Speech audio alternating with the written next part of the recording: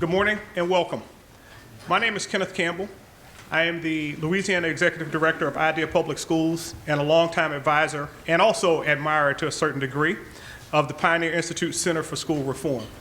And a big part of the reason that I admire Pioneer so much is because the leadership around charter schools in Massachusetts and in some cases around the country is led by a lady by the name of Linda Brown, who has tremendous influence across this country in this work. Linda's founded one of the first charter school resource centers that was operated out of Pioneer. And I got to know Linda while she was here and I was in Washington, D.C. And so the fact that it was able to birth what went from the Resource Center to Building Excellent Schools, which is one of the foremost training programs for charter school leaders in this country, is really remarkable. So I'm honored to be here this morning. I think we're all in for a special treat because we have a great group of folks here to talk to us today. And I know that I'm particularly interested because we're talking about Birmingham, where I spent a fair amount of time for a number of years working on issues related to education reform and parental choice in Alabama. As usual with Pioneer, we're going to have varied opinions today. You're going to see some questions, some things that I think all of us either worry about or ponder to some degree, and some different ideas. As we present this panel for you, keynotes and panel on A Fire You Can't Put Out, Reverend Fred Shuttlesworth, Civil Rights and School Choices. We'd also like to express our gratitude to Professor Andrew Maness, who allowed us to use the outstanding title of his biography on Reverend Shuttlesworth for our event. In a few minutes, when our roundtable keynotes share their thoughts and memories of Fred's courageous leadership, Andrew can discuss the full story behind his title. First, let me thank our co-sponsors for today, the Black Alliance for Educational Options, which is an organization that's near and dear to my heart, Harvard Kennedy School's Program on Education Policy and Governance, SABAS, the National Alliance for Public Charter Schools, and Families for Excellent Schools. This morning, we're here to honor and celebrate the historic civil rights legacy of Reverend Fred Shuttlesworth and explore how his model of leadership can inspire us to think about a great social justice issue of his time and our time, equality of educational opportunity. For those who don't know much about Reverend Shuttlesworth, or don't know much about who he was or why he's so important, here's a primer. Reverend Shuttlesworth was a Baptist minister and one of the South's most prominent civil rights leaders. He worked closely with Dr. Martin Luther King Jr., co-founding the Southern Christian Leadership Conference and organizing direct action protests in Birmingham. He refused to relent in the face of numerous death threats and ever-present violence. As Fred wrote in the preface to Diane McWhorter's book on the Civil Rights Movement, when I heard the thunderous explosion, I knew exactly what it was, a bomb with my name on it. It was Christmas night of 1956, and I was pastor of the Bethel Baptist Church in Birmingham, Alabama. He continued, the local black citizens had endured so much of the Ku Klux Klan's dynamite that our city was known as Bombingham. For years, he implored Dr. King to come to Birmingham, which proved to be the decisive battleground in the civil rights movement. In 1957, Dr. Shuttlesworth and his children were working to desegregate the Birmingham public schools when a racist mob beat him with bicycle chains and brass knuckles. Throughout his life, he spoke repeatedly about how important education had been in shaping his calling, while his widow, who desegregated schools as a student, has dedicated her career to education. So obviously, education and access to equality of educational opportunity are huge parts of both legacies. Reverend Shuttlesworth later became a pastor in Cincinnati before dying on October 5th, 2011.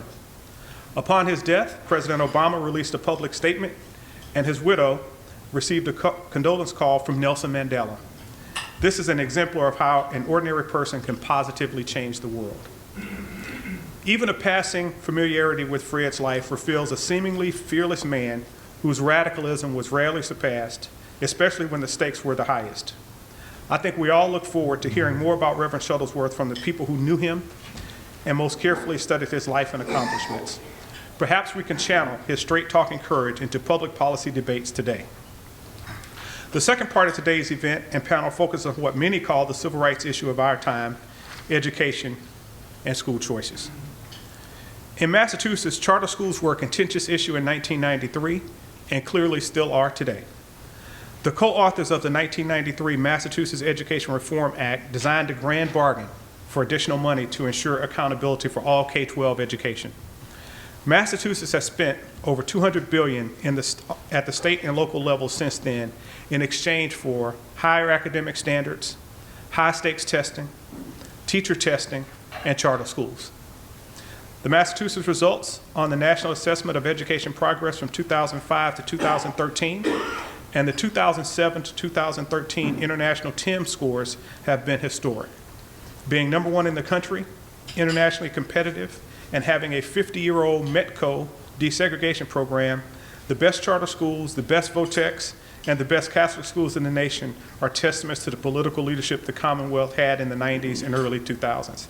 Got a little brag in there, boy. Massachusetts, I tell you, it's amazing.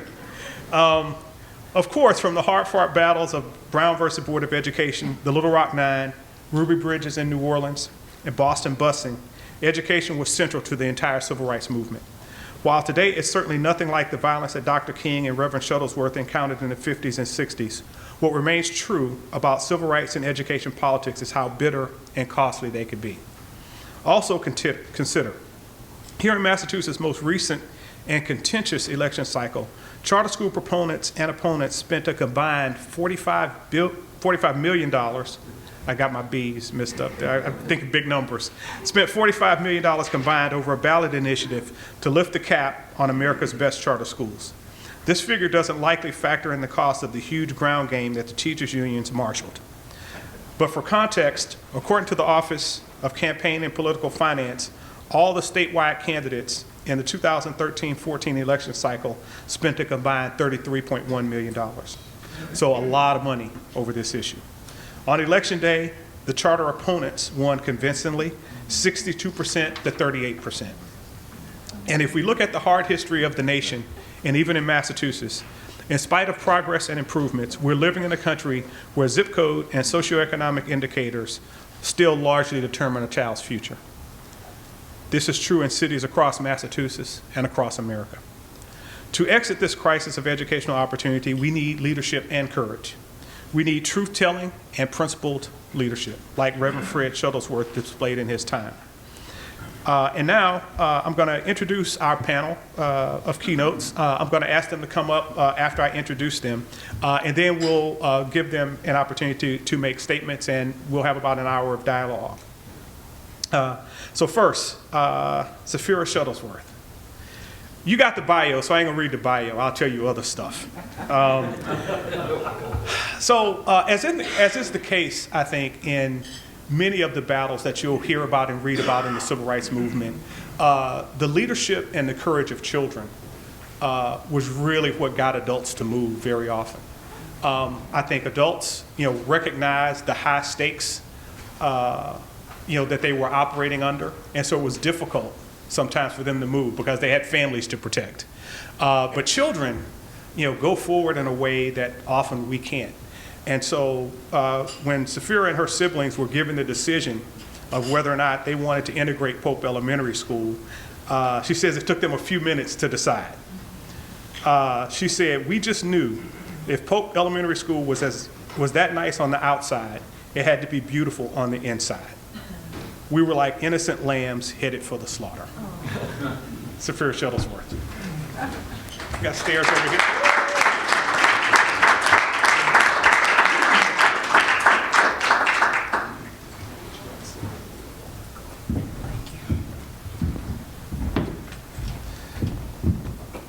Professor Andrew Maness.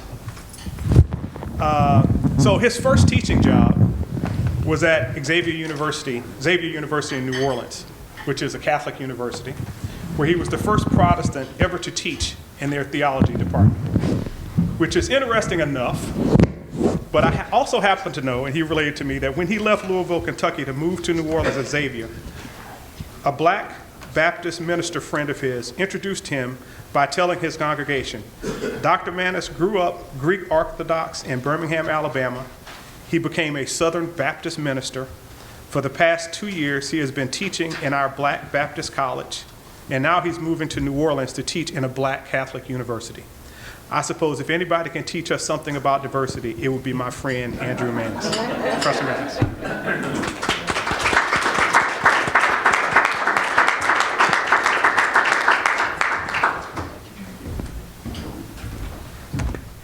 And Diane McWhorter, if you're going to read books about the civil rights movement, Carry Me Home is a great place to start. So I think you should know she spent 18 years writing Carry Me Home. 18 years. Talk about perseverance. I have a hard time doing anything for 18 minutes, let alone 18 years. But she tells me that the original draft was 3,400 pages. Now, I don't know if you've seen the book, but apparently she and some folks with sharp knives got together and cut it down to a nice trim 700 pages. In 2011, Carry Me Home made Time Magazine's list of the all-time top 100 nonfiction books with a review that said, in part, Dan McWhorter's 2001 Pulitzer Prize-winning masterpiece, Carry Me Home, will exhaust you. Yes, it is a dense 700-page read about the civil rights movement in Birmingham, Alabama. But more important, it will exhaust you emotionally. And she is now working on a book set in Huntsville, Alabama, about Wernher von Braun and his team of former Nazis building the Saturn V moon rocket. Dan McWhorter.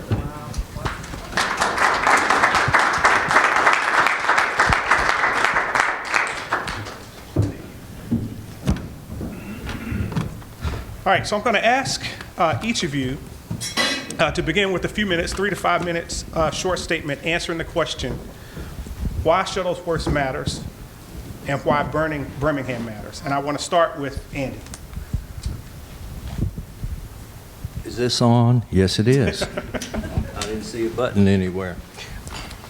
Thank you, Ken, for your introduction, and thanks to the Pioneer Institute for the opportunity to share with you all today, and my colleagues Sapphira and Diane, always good to be with them.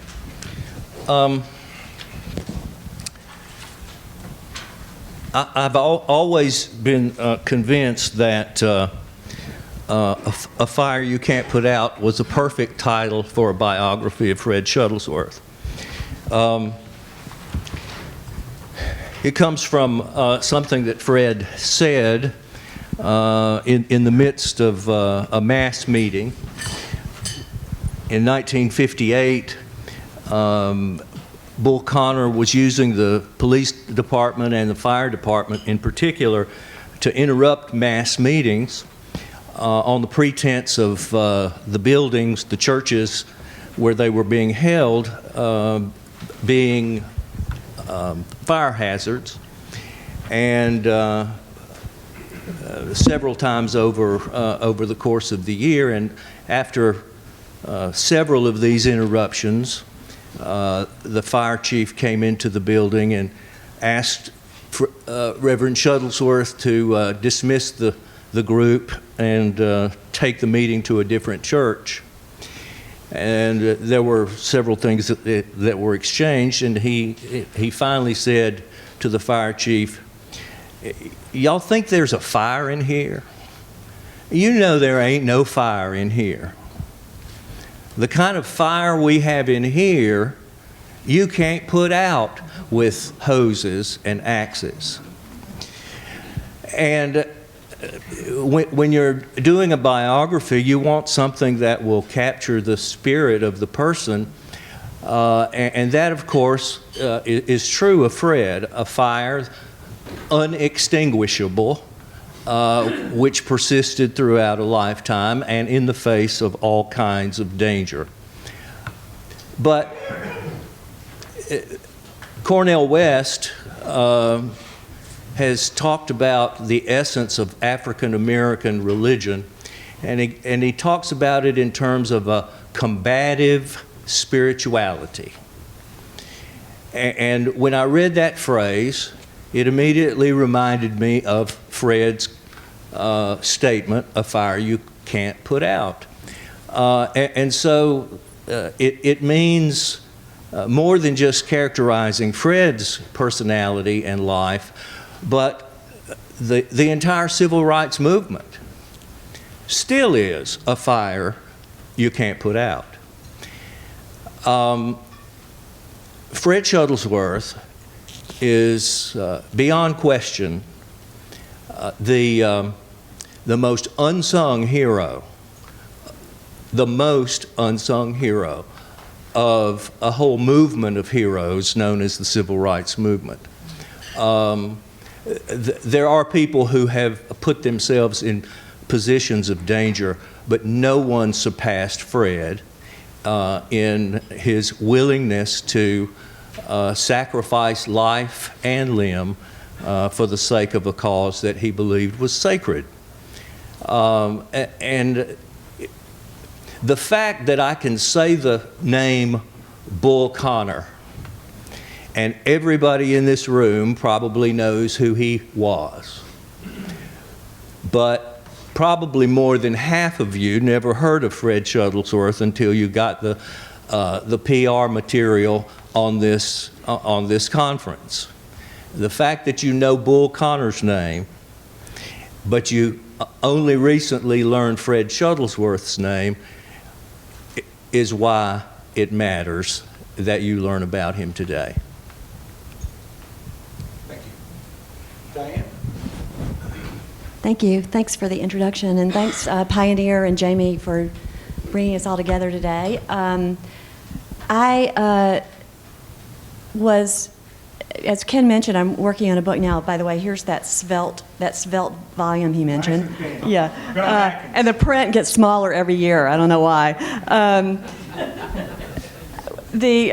As Ken mentioned, I'm working on a book now that has a Nazi Germany component, and when my publisher decided to reissue Carry Me Home in 2013, I reread it for the first time since it had gone to bed in 2001, and I started kind of reading it through the lens of Nazi Germany, and I looked at the account of Birmingham, and it seemed almost unbelievable to me, and it was sort of the first time I realized that, oh, I grew up, Birmingham is my hometown, I grew up in a totalitarian society, because I realized that this is really what this was, that it was a society that was organized around the single principle of race. Every aspect of life was determined by that.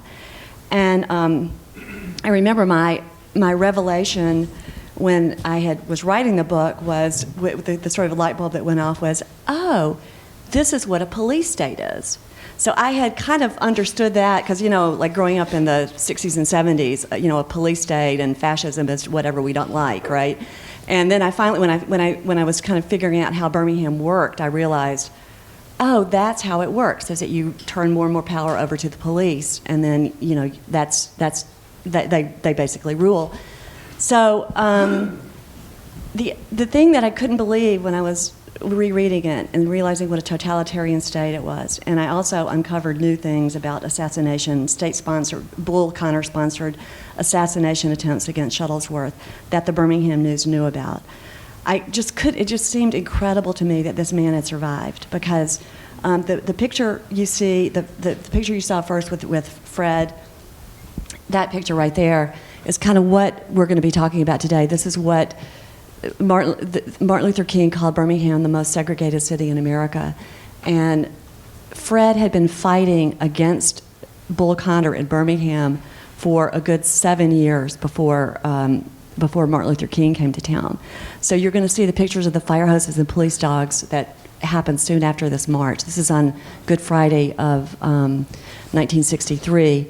King will be arrested and go to jail, and will write the sacred document of our democracy, Letter from Birmingham Jail. It was because of Shuttlesworth that the country came to this turning point. Because Birmingham was the most segregated city in the country, it stands to reason that it was because of Birmingham that segregation came to an end.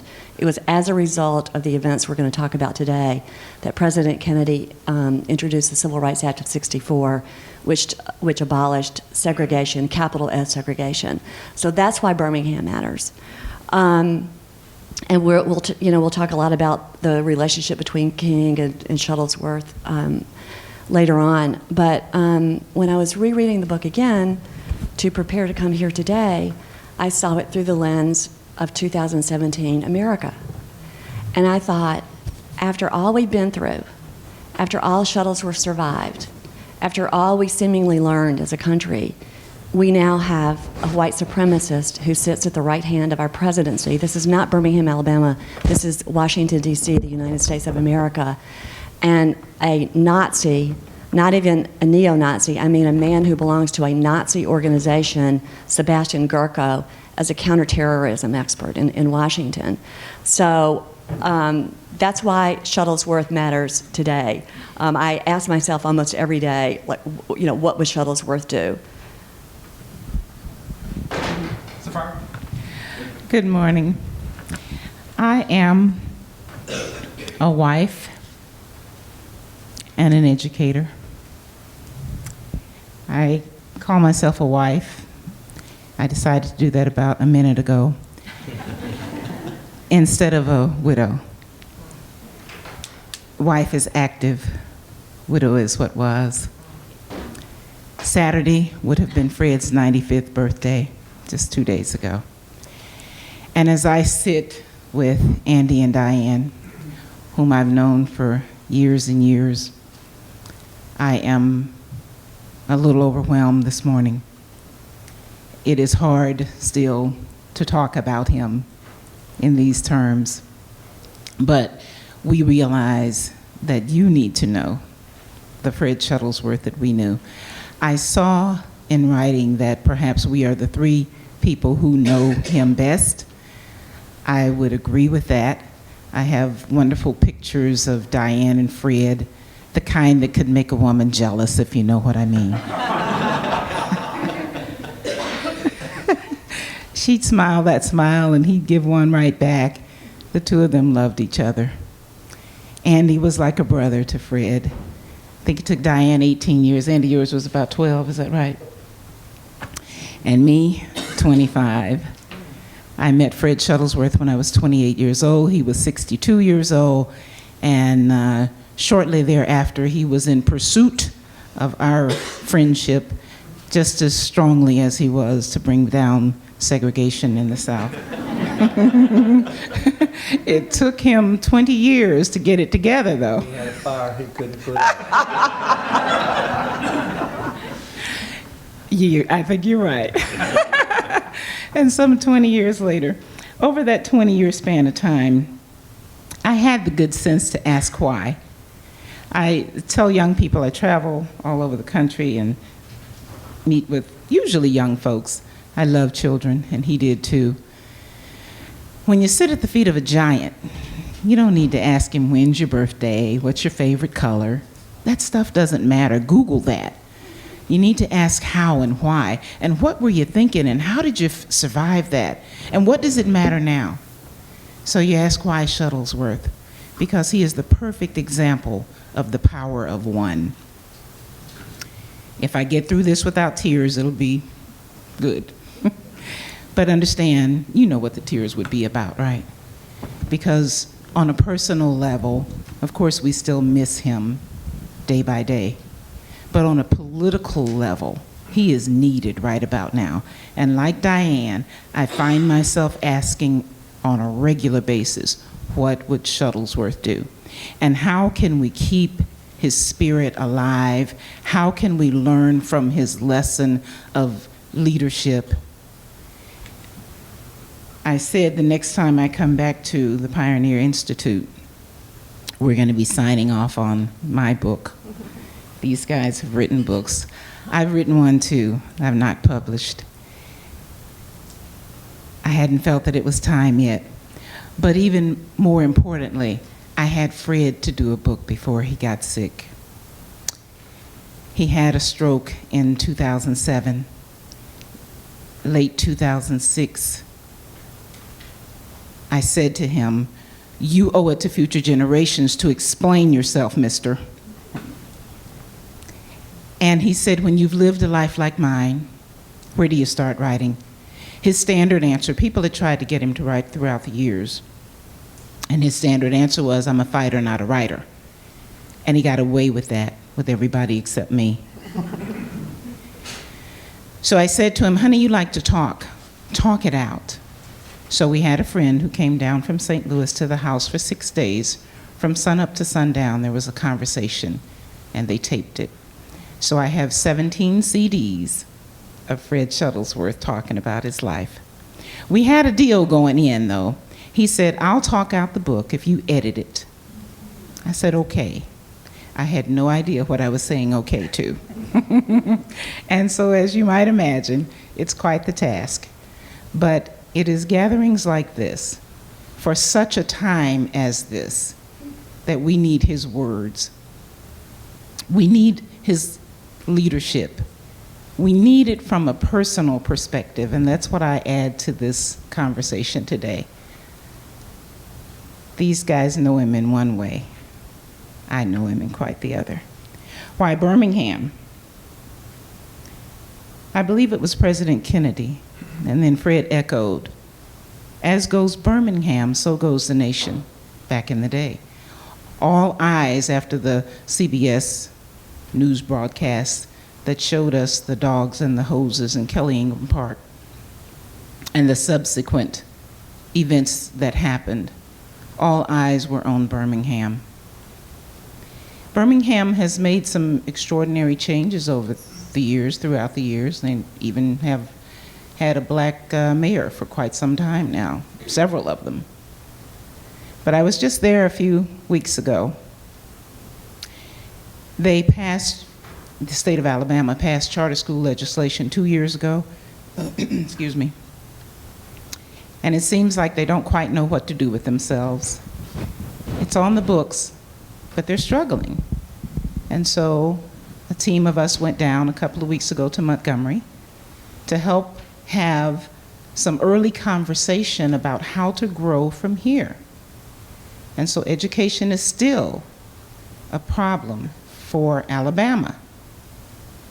And so as Birmingham goes, as Alabama goes, so goes the nation. And that is why Birmingham is still important. I will tell you that Fred said that Birmingham, the struggle in Birmingham was very much so like the struggle in Johannesburg, South Africa. He said in his mind, Birmingham and Johannesburg were about 6 inches apart. He paid very close attention to what Nelson Mandela was doing in South Africa, and Nelson Mandela paid very close attention to what Fred Shuttlesworth was doing in Birmingham, which is why the morning of Fred's funeral, I received a call from Nelson Mandela himself to share his condolences. A fire you can't put out. Thank you. So I want to pose some questions and get things going just a little bit. And the first one is always interesting to me because there are a lot of people who support things and a lot of people who have beliefs, but how do you turn those beliefs into activism, especially when, there's a lot on the line. And Reverend Shuttlesworth just had a different approach to civil rights activism than Dr. King, other ministers in the SCLC. More radical, more defiant, more confrontational. What are some examples of that more aggressive style, and what role did it play in the progress of the movement in Birmingham and around the country? Well, the Montgomery bus boycott had taken place in Alabama in the end of 1955, 1956. And it ended with victory in that the Supreme Court desegregated the buses, but it only applied to Montgomery. So what happened was, right after that happened in December of '56, Fred went up to the TV stations in Birmingham and said, basically, if the commission doesn't desegregate the buses, city commission doesn't desegregate the buses here, we're going to ride the day after Christmas. So so this was really, so the Montgomery bus boycott had been passive resistance, right? They just stayed off the buses rather than violate the segregation laws and ride the front of the buses. So what Fred said he was going to do was to ride the front of the buses. So this was the first, I think there was a case in New Orleans that I found of black college students getting on the front of the buses, but nobody quite knew whether that was a planned thing or sort of a spontaneous thing. So this was the first documented case of direct action that I found in the 1950s, Deep South. And but the night, I think, yeah, so you'll see, if you watch the pictures, you'll see evidence of this. So the night, on Christmas night, before that desegregated bus ride is going to take place, the Ku Klux Klan bombs Shuttlesworth Parsonage. He is in bed discussing the coming bus protest with one of his deacons, and the bomb explodes right next to his bed. And there's the wreckage right there. And Shuttlesworth came out without basically a hair disturbed. And that was when he felt that he had been anointed by God. You might want to pick up on this, Andy. There was a young teenager in the congregation. Oh, my bad, I forgot. There was a teenager in the congregation at Bethel Baptist Church that later told me, when she was no longer a teenager, that her quote was, "If we had seen Jesus walk on water, we would not have been any more reverent than we were when we saw Shuttlesworth come out of that house alive." And it is important to note, you could tell it's a wood frame house, and the bomb was directly under the bed in the crawl space. Above it, a wooden floor. Above that, a bed, box spring, and mattress, and then Fred's head. So for him to survive this, of course, was taken as miraculous, and of course, other times he managed to escape situations without being harmed or without being killed, because there were some where he was injured. Is the reason why where Dr. King inspired with rhetoric and with powerful words, as well as actions, but Fred was creating this following out of sheer acts of courage that were, if you'll excuse the expression, they were death-defying. I don't want him to sound like a man on a trapeze, but they were death-defying actions. And incidentally, he got on the bus the next day, and 22 of his followers were arrested for the first time. And a lot of people were kind of scared when he went to the funeral home to summon them after the commission refused to desegregate the buses.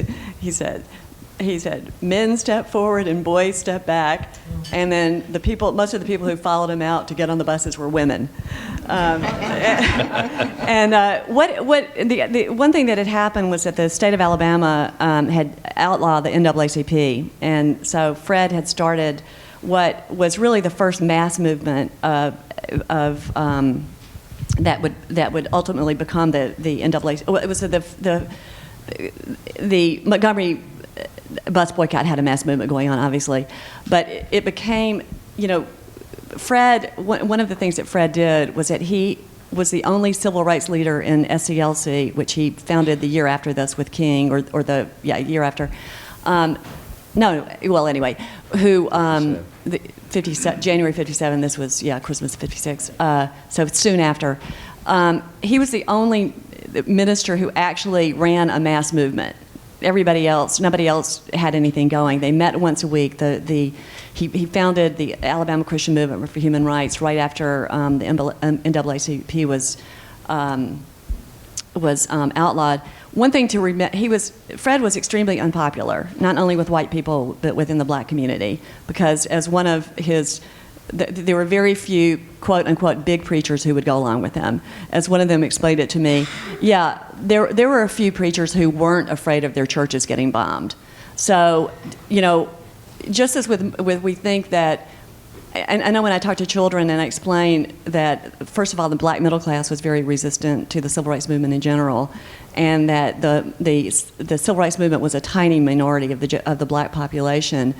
They kind of can't believe it because everybody thinks that, you know, Martin Luther King led everybody kind of lockstep to the promised land. It just was not the case. And Shuttlesworth was really operating under these two handicaps of unpopularity. Fred was an actionist. In his words, he said, I was always a pusher. I was pushing things, and I was pushing Dr. King. I want to go back to the bombing. You talk about his aggressive style. Fred was not afraid to die. I talk to him oftentimes about running toward death, where most of us run away from death.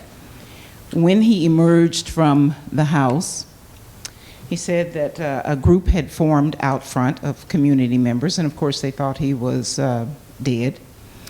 And so when he came out, there was a large police officer who was there holding the crowd back because they wanted to go in to get the remains of their pastor. And he said he started down the sidewalk, and the police officer was looking at him as if he was seeing an apparition, because nobody could believe that he was emerging from this rubble. And he said that the police officer spoke to him. He said, Reverend, he says, I know these people and I didn't think they'd go this far. And if you don't mind, I'd like to give you a piece of advice. He said, if I were you, I'd get out of town as quickly as possible. From that rubble, Fred said, he told him, well, officer, you're not me. He said, and if God could save me from this, you go back and tell your clan brethren that the war is on. I am here for the duration and the war has just begun. This was the spirit of Fred Shuttlesworth. He didn't back down. He never ran. His legacy is one of courage and faith. And then another one of my favorite details about this is that the city got really upset that he left the parsonage, the wreckage, because he said, let people see what America is.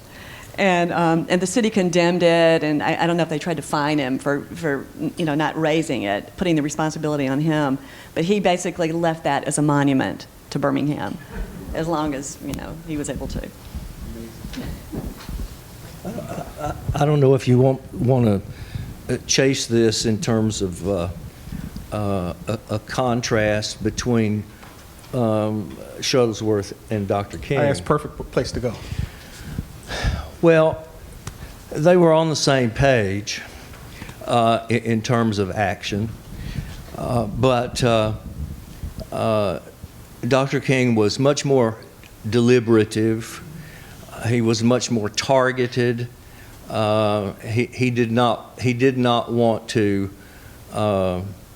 attack segregation on all fronts, as Fred did in Birmingham, simultaneously, essentially attacking segregation in every expression available, whereas King's strategy was to gather forces to focus on one area at a time. It's important to note that from December of 1956 up through the spring of '63, in that time period, Dr. King had not had any major victories. He had had several embarrassments, and it became necessary, and all of that time, virtually all of that time, Fred was saying, come to Birmingham, come to Birmingham, come to Birmingham, come to Birmingham. I assure you, if we can, and it got even more pointed in 1959 when Fred began to write letters to Dr. King, and one of them in particular said, when the flowery speeches have been made, we have to get down to some action. And later, in interviews with me, and I'm sure with Diane and others, he said it just took Martin so long to get up that mountain of decision, which is a perfect way of saying it. But there was this sense of attack it everywhere, attack it persistently. And I'll give you one other example that's outside the range of civil rights. Dr. King, of course, was highly educated, PhD, Boston University, and was subject. He certainly was more liberal theologically than Fred Shuttlesworth was. And Abernathy was sort of moving in that direction. And Fred told me about a conversation that he had with them where they began to discuss the nature of the resurrection of Jesus. And Dr. King was reflecting on various theories with the suggestion that it wasn't a bodily resurrection. And Shuttlesworth just shut them down and essentially said, well, if it didn't happen like that, then God's a liar and we don't have anything to say. And I could, in a sense, I could almost visualize, this is my imagination, but I've seen this kind of conversation happen over the years where King and Abernathy would probably have exchanged looks and maybe even roll their eyes slightly. And when Fred told me about that, he then said, and we never talked theology again. So, yeah, well, you know, King, King was very much Hamlet, and Shuttlesworth was perhaps uber decisive. And I remember when I first started my book, I knew that Fred was an important deputy of King's, but he had already been kind of marginalized in the history books. He had not been, when King got the Nobel Peace Prize, basically on the basis of his work in Birmingham, and Shuttlesworth had not been invited to the rather large entourage that accompanied him to Oslo to pick it up. And I remember thinking, so the accounts of Shuttlesworth was that he was sort of, I mean, he was, and he was all this. He was hot-headed. He was, he was almost, I won't say a ridiculous figure, but he was sort of like the carnival figure in the civil rights movement. And what I came to realize when I started doing my research was that Shuttlesworth was one of the top three, which was King, Abernathy, and Shuttlesworth. And then what I came to realize was that Abernathy really didn't count because he was just the bestie. He was the best friend. He was the guy who went to jail with King. He was the guy who was King's rubber stamp. And that in terms of the dynamics of the movement, it was really Shuttlesworth and King. And both were essential. And Shuttlesworth knew that. He knew that he could not have carried it by himself. Shuttlesworth was the confrontational one. He really didn't care that much about what white people thought. King was extremely good at communicating the black tragedy to white people. Both were essential.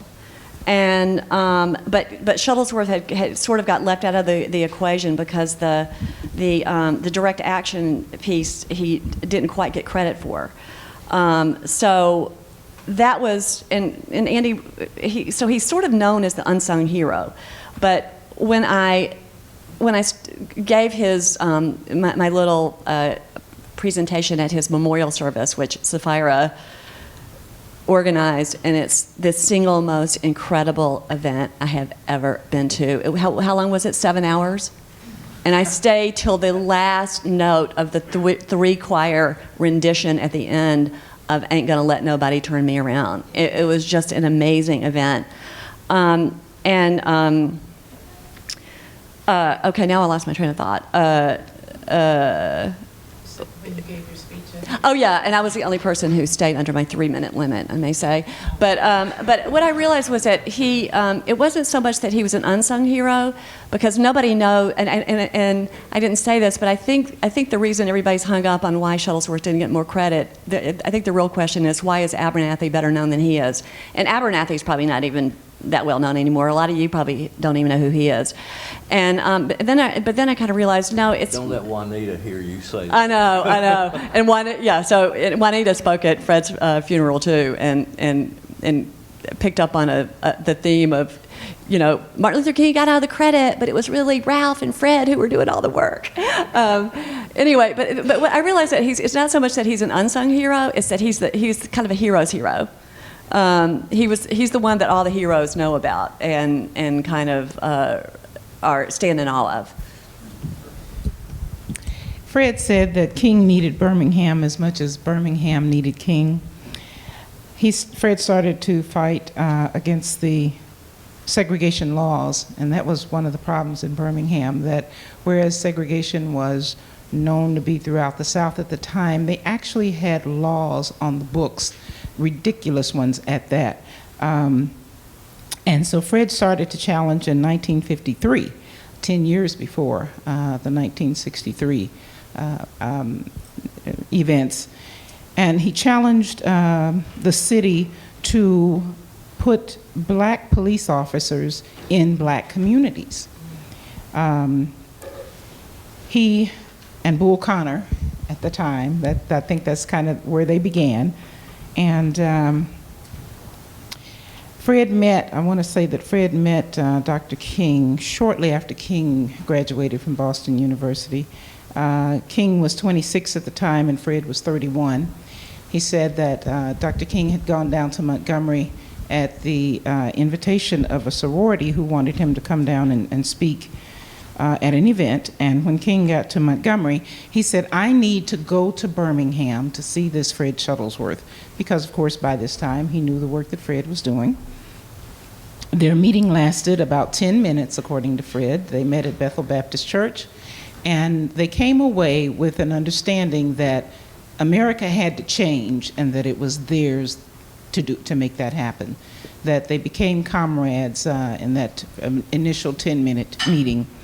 And so Fred did participate very much so in the Montgomery bus boycott. He was there when the decision was made to select Miss Rosa Parks to be the focus of that event. But there came a time when there was a confrontation, and I think this kind of wraps up what Diane and Andy have been sharing up to this point. There came a confrontation between Fred and Martin, a clash of ideas, if you will. Fred had been injured and sent off to the hospital, and while he was there, a meeting had taken place in Birmingham between Dr. King, Abernathy, Andrew Young was there, I believe, John Siegenthaler, Burke Marshall, who was the Attorney General, Assistant Attorney General at the time. And Dr. King had gotten with President Kennedy, and they decided that they needed to, the businessmen had said that we cannot negotiate while we have all these young people in the streets and these folks out here demonstrating. So you need to call off the demonstration so that we can negotiate. Dr. King agreed to that, and when Fred was released from the hospital, they sent Andrew Young to get him, said, come over here, we need to talk. And so when Fred got there, he said King told him that he'd been talking to the president and that they needed to call off the demonstrations. So Fred says, say that again. He says, we need to call off the demonstrations.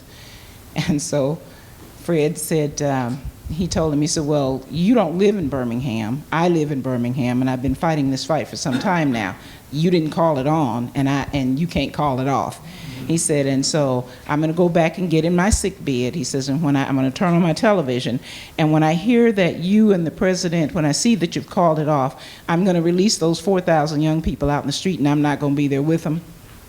He said, and your name is going to go from Mr. Big to Mr. I can't say the other word, he said. Well, in his, Diane, you wanna yeah. know? I remember when this is what a stickler I am for accuracy. When in Shuttlesworth's oral history for the King Center, he said, you may be Mr. Big now, but if you call up the demonstrations, you're going to be Mr. SHIT. And so when I interviewed him, I said, did you say Mr. SHIT or Mr. Shit? And he goes, Mr. Shit. And because Shuttlesworth was known as the cussin' preacher. Yes. He said when I say yes, I mean hell yes, and when I say nay, no, when I say yay, I mean yay, and when I say nay, I mean hell nay. Absolutely. Did you finish? Yeah. We, from Brown versus Board of Education, Little Rock 9, Ruby Bridges, and your own experience, education, obviously has been central to the civil rights movement. What was Fred's experience with school choice? Well, one of the pictures you see of the mob beating up Fred. Okay, so let's see. Yeah, right there. Yeah. Fred, okay, just take this under consideration. There was a freedom of choice plan in the state of Alabama passed after Brown versus the Board of Education, which was in order to circumvent desegregation. Okay, so it was a way to turn the authority, to take out the racial language, turn the authority over to the superintendent and put it on the basis of preservation of the peace. So if the school superintendent thought that a black kid entering a school was going to, disrupt the peace, then he could say, and it was a he, no, you can't go to this school. So that's what's going on in Birmingham at the time that Little Rock is desegregated in 1957. If I can interrupt just a second. Yeah. When I was in the fourth grade in Birmingham, I remember the document that they gave us, the freedom of choice, to take home to our parents, essentially to give us the choice of remaining in segregated schools. And if I could interrupt, it was 1966 and I was going into the fourth grade. Our freedom of choice letter came through the mail, and that's what you were speaking of. My mother read that letter to us, and to this day I'm still surprised and grateful that my mother had the good sense to let us make the decision. There were three of us. I had a brother who was entering first grade, a sister going into seventh, and I was going into fourth grade. And she read that letter to us, and leading up to that time, I had become frustrated. By that time, I already knew that I was going to be an educator. I knew that that would be my life's work. I was teacher's pet that year and decorating and grading papers in the whole 9 yards anyhow in third grade. And I became frustrated because the books that we were learning from, pages were missing, and they were all hand-me-downs. They'd pack up these torn-up, raggedy books and send them to our school. I remember the shades on our windows were just tattered and torn, and I think the thing that did it for me, you can probably look at me and tell that I have a love affair with food. And when I get to I've been cooking since I was 6 years old, grew up on a farm, and we grew 40 or 50 different kinds of things on the farm. And when I'd get to the lunchroom, there would be something covered in gravy, and I couldn't identify what it was. And so I learned to eat butter and bread for lunch. I would trade off whatever that was hidden in gravy for butter and bread because I could identify butter and bread. And then the last thing was, when you got to the playground, there were no balls, no jump ropes, no hula hoops, nothing. And so we'd pass by the white school, and it was all beautiful and nicely, the grounds were nicely groomed, and there was a merry-go-round and all these kinds of things. So my mother says, do you want to go to school, to the white school? It took us no more than 3 minutes, I promise you, to make that life-changing decision. We went back into the house and said, yes, that's where we're going. And so we went, the first year we were the only three, the second year we were the only three. Every tub sat on its own bottom because we were in different parts of the building and we just had to deal with the racism. It came in all kinds of ways. In the third year, 1967-68, 3 more black boys came to the school, and one of them was in my 6th grade class at that point. I remember very well the day after Dr. King was assassinated. You would have thought there was a party going on in my classroom. They were hooping and hollering and yelling and excited because Dr. King had been assassinated. Oh, wow. Well, so what ended up happening is that Shuttlesworth did apply through the proper channels to choose to send his kids to the white school, and of course they temporized. They didn't say yes or no, and they took it under advisement. So he decides. So Fred, this is classic Fred, decides to drive his children and two daughters and 2 other kids up to Phillips High School, the sort of bastion of white secondary education in Birmingham, and escort them into the school. And he's greeted by a mob on the sidewalk there. And that's them beating him up. One of them, just as an aside, is a Klansman named Bobby Frank Cherry, who will, in 6 years from that date, bomb the 16th Street Baptist Church.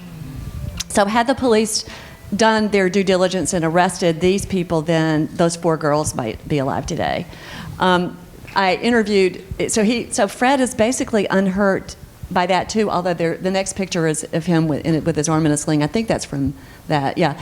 And they took him to the hospital and he insisted on leaving, and then he went to see his personal doctor later, and I interviewed him, James Montgomery, and he said he could not believe that Shuttlesworth's blood pressure was normal, that he was just like a different species. He could just handle the stress so well.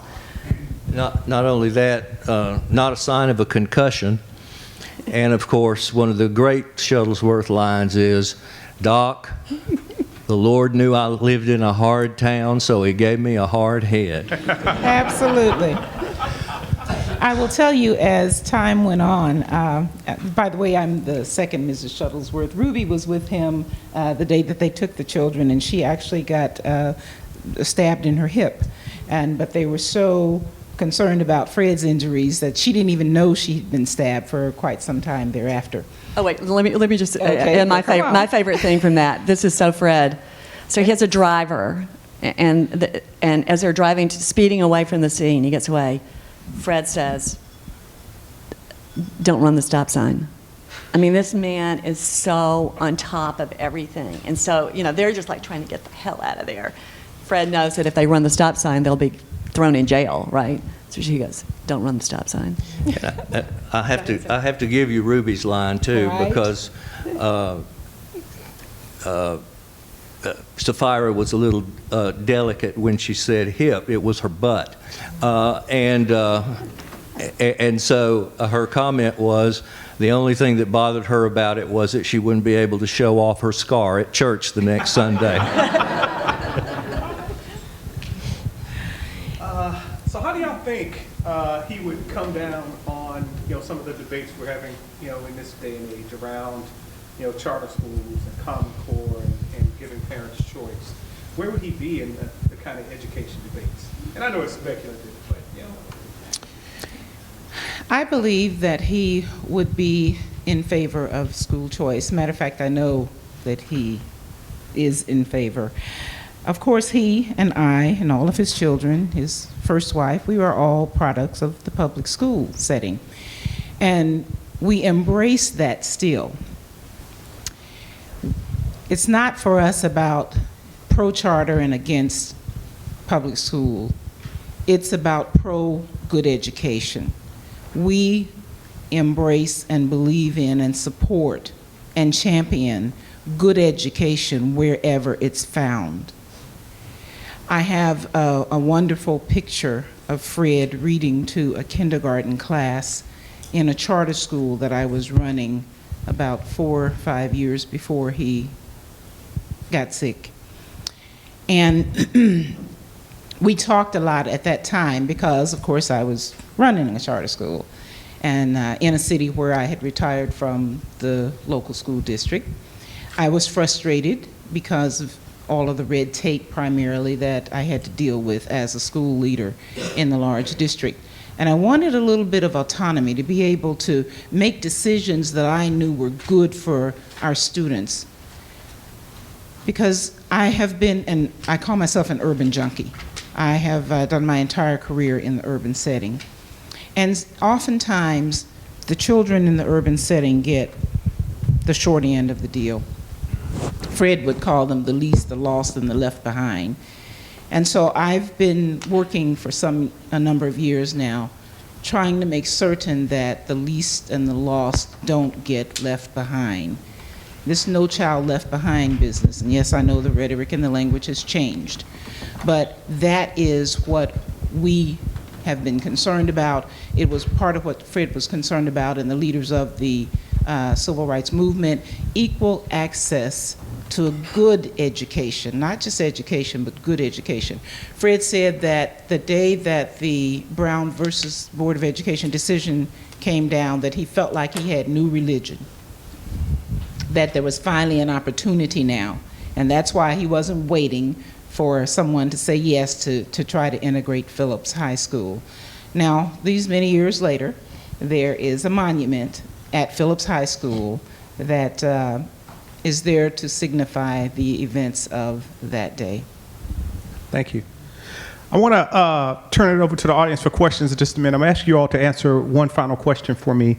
And, it was awesome this morning learning so much about Reverend Shuttlesworth and his life.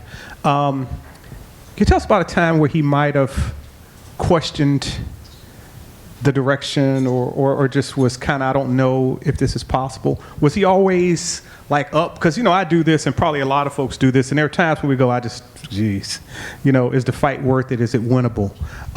Was he always just knew that that the outcome was going to be good? I'm going to speak first because I know Sapphira will have something better to say. So, in ascending order.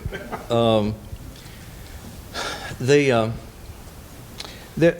was, Fred often talked about 1958, that was a year he called of utter harassment. That was the year of parry and thrust between Shuttlesworth and Bull Connor. Near the end of that year, there was a minister named Reverend Glenn Smiley who was working for the Fellowship of Reconciliation. And that organization... He was white. A white minister. And he had been involved in Montgomery, largely teaching nonviolence principles to the people, including King, in Montgomery, and now he was trying to share his understandings with Fred and the Alabama Christian movement in Birmingham.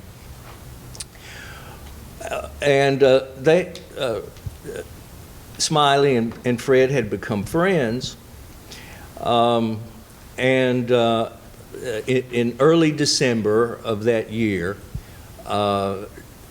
two plainclothes detectives, the minions of Bull Connor, came to Smiley's hotel room and ransacked it and found a briefcase, took possession of the briefcase, in which they found a letter that Smiley had written, a copy of the letter, that he had written to his boss in Nyack, New York. It was an extremely frank letter, and it was not as complimentary of Fred as I think Smiley generally was, but he said in terms of organization, he didn't know how to organize. He had an almost neurotic need to be in the center of attention. and other things of that nature. They turned this letter over to Bull Connor, who then turned it over to the Birmingham News, which for the first time, or one of the first times, made mention of Fred Shuttlesworth on page 1. Usually news about Shuttlesworth was buried farther back in the paper, but it went to great lengths to quote the letter to the public. And the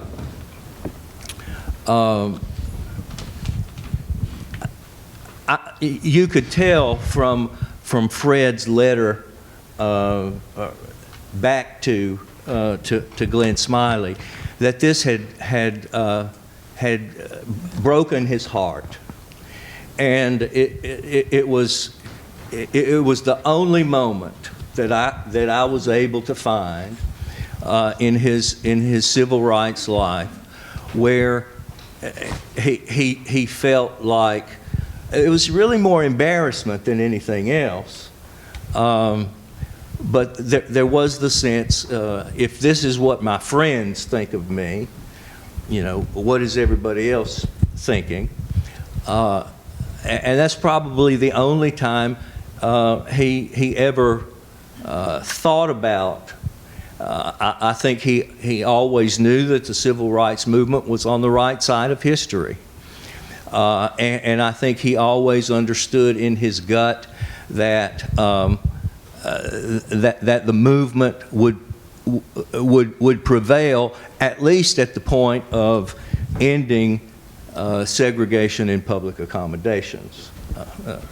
He would still say there are miles to go before we sleep. Yeah. Safar? And the reason... You go, girl.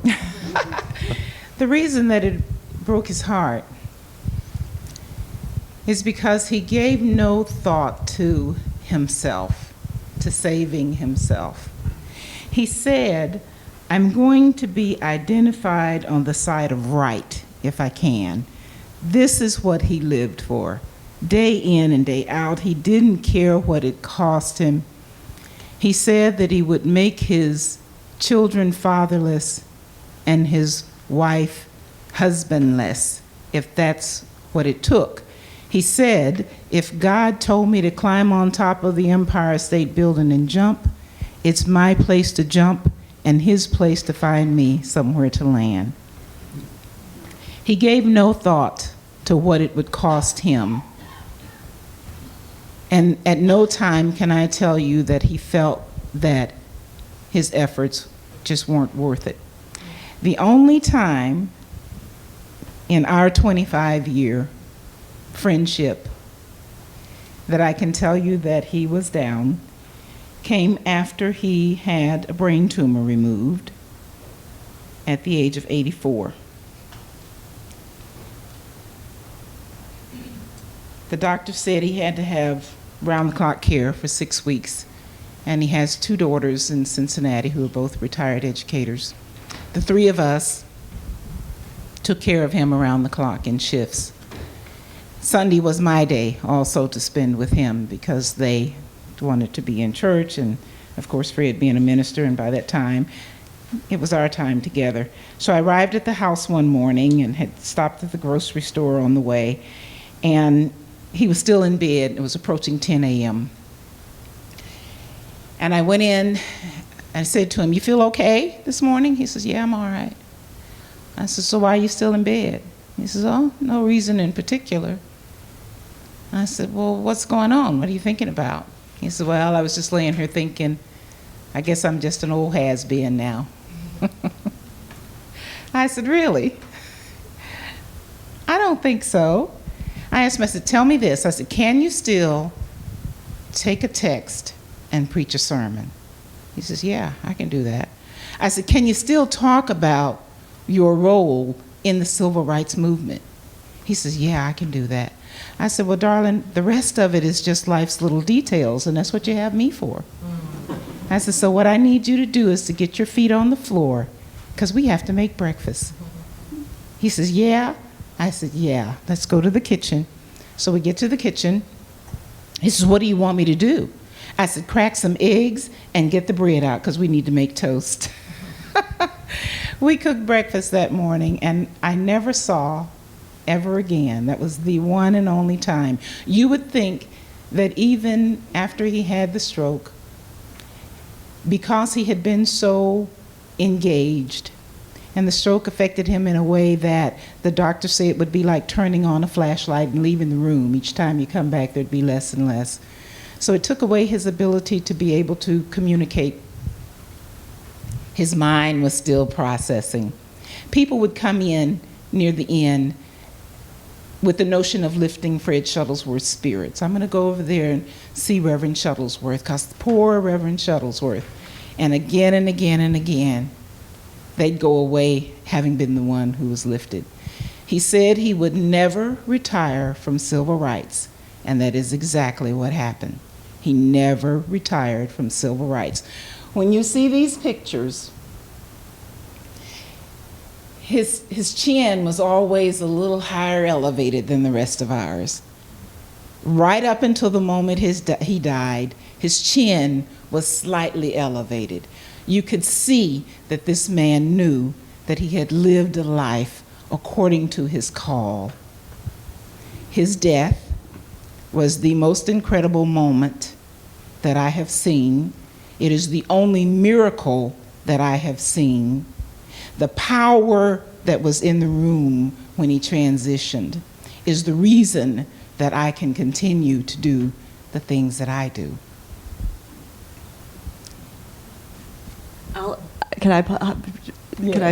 So in addition to the strokes and the tumors and everything, Fred's parsonage in Cincinnati burned, and we were at some event together, and I was teasing him, and I said, Rev, man, you got away from the segregationists. You managed to escape them alive. I said, but they're going to get you one way or the other. And he said, yeah, and when they do, God's going to say, they got a man. Can we get a round of applause for our panel?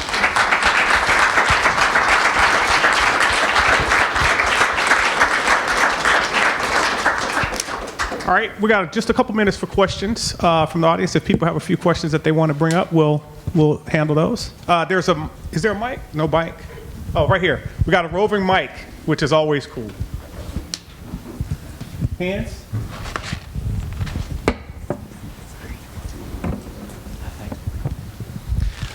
I don't know where to begin. You all have covered so much ground, and I just want to comment briefly on the extraordinary timidity of both the press and the Kennedy administration during this whole time, up until '63, and which seems extraordinary. But leave that alone, because I want to just touch on the thing that you just mentioned, Sapphira, again, which is his call, and the fact that his first name was Reverend.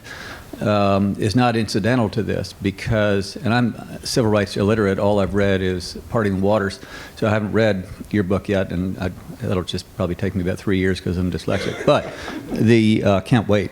The backbone, it seems, to this whole movement was the church. These weren't firemen as much as they were, or were called to be. They were not just men of the cloth, because on the other side were men of the cloth, and the oppressors in this battle were Christians. The oppressees were Christians who had such an extraordinary faith. You know, you just talk about these mass meetings, and we, in this decade, have no idea what those mass meetings were all about. We assumed that there was just a lot of complaining, but they were so often, I think, praise and worship. And the fact that this man had a fire in his heart that couldn't be put out because it came from God, to your point about the Empire State Building, is so extraordinary. And I fear that that is completely lost today, because you look at the urban church today and the life in it, in this struggle that continues, and the suburban church, which is largely absent. And I feel as if that's part of our problem today. I'm hoping that you all will chat a little bit about that. in the next whatever? That was actually one of the questions on the list regarding the role of religion in the movement. And you're absolutely right. Reverend Fred Shuttlesworth, Reverend Martin Luther King, Reverend Ralph Abernathy, Reverend Joseph Lowry, Reverend Andrew Young, on it went. It was a movement that was established by God as far as Fred and the leadership movement were concerned. Fred not only had a fire inside of him, he had the ability to light a fire inside of us. That picture right there, I'm actually standing right behind him, that's his choir. He had the ability to light that fire in other people. Either of you want to, Andy, being a minister? Let me start by saying, besides the boosteristic Chamber of Commerce nicknames of Diane's and my hometown, those were Pittsburgh of the South because of the steel mills, and the Magic City because it had grown up so quickly after the Civil War. You heard, of course, about the nickname Birmingham. On the other side of the tracks, the white people called it the city of churches. So think about that irony, that one city can be simultaneously nicknamed the city of churches and Birmingham. I've spent 41 years studying religion and race in America, and I've been trying to unscrew the inscrutable to try to explain how the white church can be so historically blind to this issue of the image of God, which for so much of our history in America, we in the white church have denied that persons of African descent share the image of God just like we do. Up to the point where 81% of evangelical Christians can vote for either a racist to go to the White House or an opportunist who was more than willing to use race and xenophobia to get to the White House. Who would qualify that? White evangelicals. Did I not say white evangelicals? Well, yes, of course, I mean white evangelical. So I am right now working on an anthology collecting sermons on race or racial reconciliation from clergy in my town of Macon, Georgia. Probably the two most influential white ministers refused to participate in the project. One of them said, the Lord didn't give me liberty to participate. And the other said that he wasn't qualified. And my mental response, which I didn't have the courage, well actually I didn't think of it until later, but my response was, funny how qualified you seem to be to pontificate on same-sex marriage 3 or 4 times a year, but you can't address the subject of race. And so religion is certainly at the heart of this movement in many ways on both sides. And as I say, I've been trying to unscrew the inscrutable mystery of how that could be, how the Bible Belt can be the lynching belt, and Birmingham can be the city of churches and Birmingham at the same time. I'm sure when I close my eyes in death, I will not yet have plumbed the depths of that mystery. Sapphire, I'll give you the last word. One thing I did want to say is that with regard to the mass meetings, I have in my possession 10 audio tapes of mass meetings, and I want you to know that there was no complaining going on there.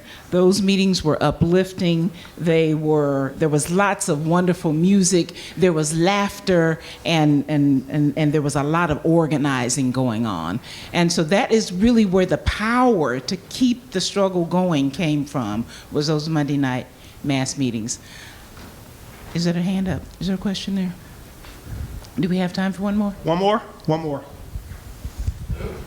Just as an answer to the person's comment over here, there's a group called Repairers of the Breach, organized around Reverend Barber and what he's doing, and representatives of religion all over the spectrum.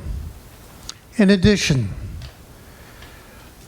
in the 60s, the percentage of Jewish participants in the Southern Civil Rights Movement existed to a very high degree, and still does today, on every single level, whether it be legal or demonstrations. And you can't forget that. If the white evangelicals have their problems, they've always had them, as far as race is concerned, and I do not accept it. I believe in repairing what is wrong in society. That's the way I was raised. That is the way many others were raised.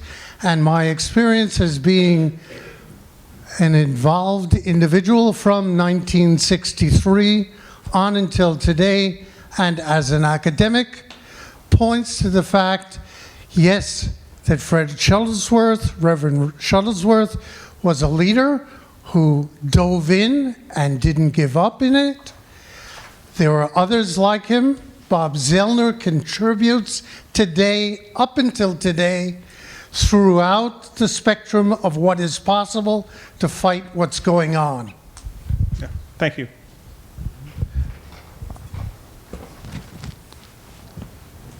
Jamie? Maybe one final question. Okay. One final right here. Hi, my name is Carrie. I'm a parent organizer. I organize parents from, district parents, charter parents, private school parents across the city. And what we're struggling with right now is actually mentioned at the very beginning of the program. This perception that in Massachusetts we've got it figured out. We have an absolutely abysmal achievement gap here in Massachusetts. And frankly, we've been struggling to figure it out because it's very easy to frankly whitewash this and say, oh, well, Massachusetts is doing great. It's a leader in all of these different things. But when you take it down to the grassroots level and you talk to my parents in Grove Hall, as we did last week, they're fired up and they're angry because when you empower them with the information that there are 6 schools in Dorchester right now that have 0% proficiency for African American boys and Latino boys, they're angry because they can see that they're not getting the same education. So, frankly, I'm an organizer. We're getting folks together. We're fired up. We're ready to march on the boss. But overcoming that hurdle, that perception that, we've got this figured out, is very difficult because, we're frankly pretty cocky about education because we do it so well, at face value, on paper. So I would love to get some advice from you because, parents are tired of the turf wars. They're tired of the arguments and the fighting. And they're ready to march right in to the superintendent's office, to Marty Walsh's office, any office we need to march into and take back education for our kids, specifically, at this grassroots level. So Is that possible here? You know, in an era where we've just had this massive charter school fight, where we've got all these lines drawn. Do you think parents can come in and actually be the referees and say enough is enough? We want equity in our schools, and how do we do that? Can we get some inspiration from you, Doctor? I think you're absolutely on the right track. Yes, parents have a much stronger voice than we realize. Two things. Organizing is absolutely the way to go. Keep growing those numbers. And yes, you know, here lately with the appointment of Betsy DeVos, I'm a little nervous about that, because though she is pro-charter, I don't know how that's going to play out in the political world. I'm struggling myself to respect her leadership in that department, but I think we need to be paying close attention. And you know how Fred broke the back of segregation? Two things. The thing that he did was study the law. He looked for loopholes in the law. He called himself a lawyer without portfolio because he was in the law library so much at Miles College. There was somebody in here who taught at Miles College. He looked for loopholes, and he ended up taking more cases to the Supreme Court level than any living American during his lifetime. One of those establishing case law for defamation of character. So it can be done. Organizing is absolutely the way to go. Those Monday night mass meetings that they held, I talked about that a little bit. When you start getting large groups of parents together, I promise you somebody's going to pay attention to that, especially if you're organizing in order to go and see the boss. You got to go see the king. We already need bigger rooms. All right, thank you so much. Appreciate it. Another round for our panel.